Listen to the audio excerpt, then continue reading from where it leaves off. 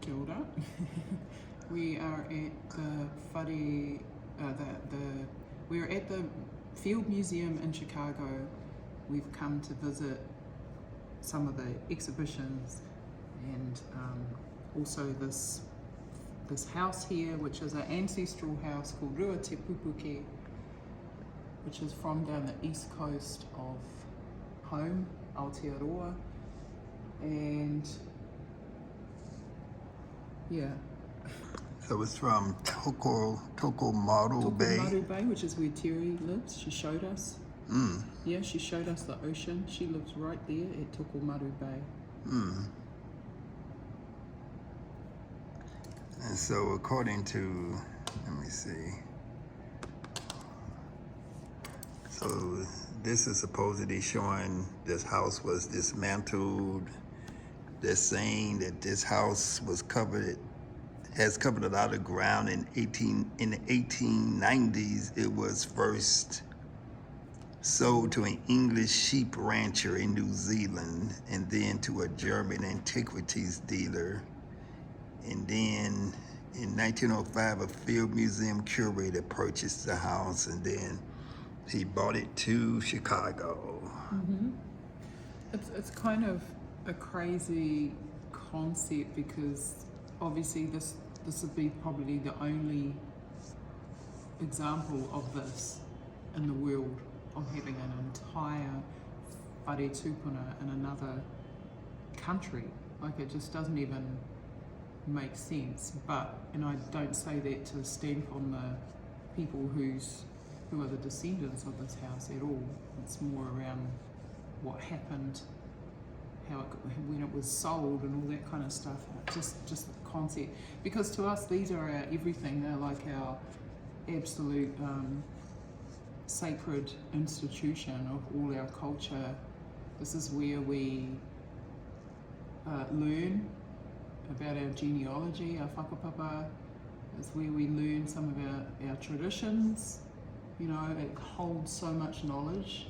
It's a repository of our knowledge, our language, our ancestors' energy and love that's gone into it, and it's a house full of ancestors, you know. So look at them all, they're everywhere. Yeah. So all of these images that we're seeing, from this one on the pillar to all of everything we're seeing here are representations or actual ancestors.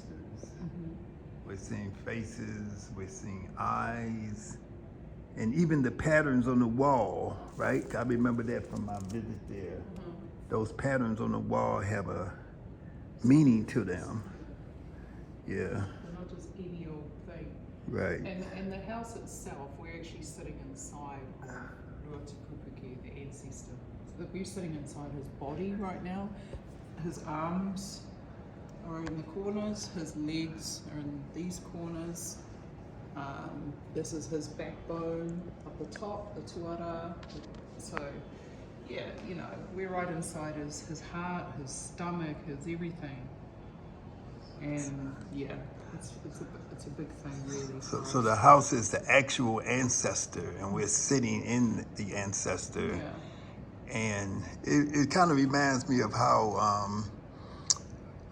in Africa, those who know about yoga, they talk about how the chakras are the places within your body where your ancestors actually reside. You know, yeah. So they say that you actually carry your ancestors with you all the time. You know, and then in Kemetic yoga, we refer to the throat chakra.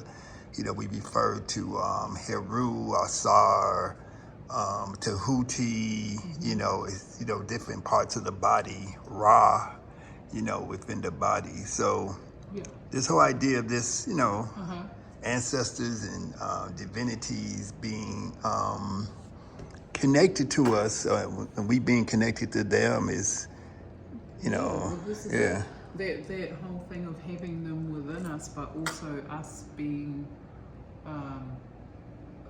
an extension of them. Right, extension, yeah. Yeah, and so because this here, thousands of people descend from from Ruatipupuke. So if all the descendants were to come into this space together, you know, that's a pretty significant thing, or even some of the descendants. And you know, I'm not a descendant, I'm a visitor. We're visitors. But yeah, and that's why we say this house is lonely, you know, he's lonely, and so the more. So when people knew that you were coming here, they were imploring you to come here and to visit the house, Yes. because they view this house as an actually living entity, which needs your love, your attention, your energy. You know, it's not just, oh, this is an artifact we found in some country and we just brought it over here so that everybody can see it. No, it's currently missing the warmth and the energy and the love of its people. It's standing here alone and lonely, and it's on display. You know, it's like be like something in a zoo. Yeah. Where it's not really cared for, nurtured, and it's not being utilized or honored in the way that it's truly supposed to be. People don't. Yeah. So it's sad. It's very sad. Yes. I understand why everybody is messaging and saying, you know, can you please go there, and you need to go there, and he's lonely and he needs, you know, there's an expectation. Yeah. They'll give some energy and some love. And so the name of this house is Ruatipupuke, which is an ancestor of the East Coast region. I think this is number 2, because I think there was the first Ruatipupuke, and then this one is a descendant in that lineage. And so these ancestors are very significant because they were founders of families, founders of clans, founders of different groups of people who, you know, did things and created, you know, the culture, you know, whatever. They were just groups of people, you know, just like if I think about my great-grandfather, I think about my great-great-grandfather, I think about my great-great-grandfather. You know, we've been going through this museum. We went to the ancient, so-called ancient Egyptian exhibit, and we're looking at the bodies of people who they call mummies, and they're taking them up. They're taking the wrappings off the bodies. They are, you know, they put them up in exhibit, putting the X-rays up and next to them, and all this kind of stuff. You know, it just reminds me of when they have taken native people, indigenous people, and put them in zoos, and put, you know, even one famous case, they took a sister from Southern Africa. They renamed her Sarah Bartman, and they abused her to the point that she died before she even made 30 years old. And then they stuffed her body and put it in a museum like this, and put it on exhibition, you know. And it took almost 200 years before they was able to return her body back. It's crazy. You know, so. And that's it, right? And even all the ones that we've seen today in this museum and in the ancient museum, what is it, ISAC or whatever? The Institute of Ancient Cultures or something. Yeah. You Even know. those ones, even those ancestors in there.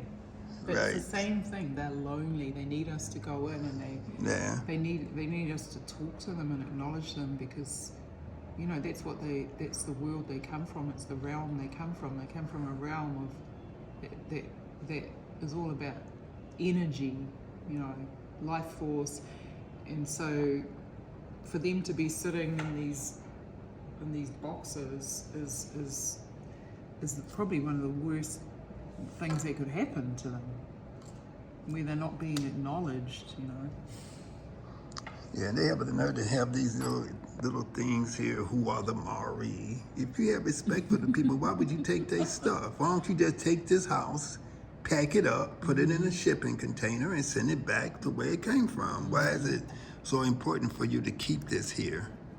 you know, and then showing the people singing, this is our culture, blah, blah, blah, blah. Well, I did read know. that the home people have sort of made peace with it being here and they feel okay about it. So, you know, have to respect that. I guess that they came over and went through some sort of process to make them feel like it's okay. And that's a good thing, you know. But it is, yeah, I guess it is what it is. Yeah. It's lonely. It's lonely. It's neat. Oh, excuse me, your shoes. Sorry. It's okay. There's signs everywhere. She tells you on the video. It's a custom.